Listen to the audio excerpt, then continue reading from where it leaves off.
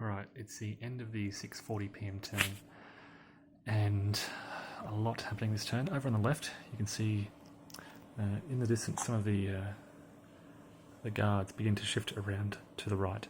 They're leaving their artillery there. They're doing very well, just scaring the Prussians away from this area.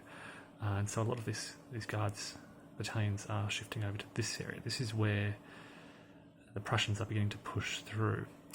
They're launching a wave of assaults along the lines around here, and whilst again their assault rolls are going terribly, they are managing to pick their way through the gaps between really the guards and D'Erlin's Corps over here.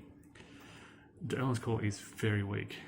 They're putting up a very tough fight around here, but the Prussian advantage is their weight of numbers. This is half of von Bülow's 4th Corps in the front there, and then Perch is following up closely behind, and again a long wave of reinforcements trickling down the road. So that key Prussian strength there is this weight of numbers. What they lack in morale and firepower, they just make up for in numbers. They can keep pushing. They've lost a lot of units already in 1 to 2 hours of fighting, but more just keep coming on, and they can just keep assaulting and assaulting and assaulting. Much inaction around here, nothing really happening. Over to the right, you can see Ray's Corps has formed up, and they're trying to push against those Hanoverians who are holding very nicely. The Allied heavy cavalry has decided to shift to the right instead of to the left. This, I mentioned, this square containment here is serving very well. And so the heavies are shifting to the right. There's also Prussian cavalry moving up on the left, so that enables that Allied heavy cavalry to shift to the right. And this is the end of the 6:40 p.m. turn, and after the morale check, the British are now on morale level 3. This means, as you can probably guess, that the Dutch have routed. Only narrowly. I mean, they're only just onto level 3, but they are there, and when that happens, all of the Dutch units rout. The Prussians lose morale. Hanoverians lose 18. The Brunswickers lose 18 diaspora modifiers, and the French, I think, gain 6 to all of their morale rolls. Even so, out here on the right, the Allies are holding off. The Hanoverians there in pretty good order. They're all mostly full strength, whereas Ray's Corps is very weak, heavily reduced.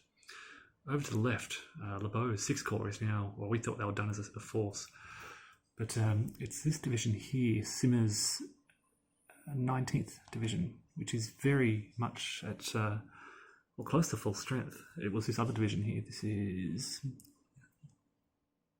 Jeannen's 20th Division. They suffered all the losses.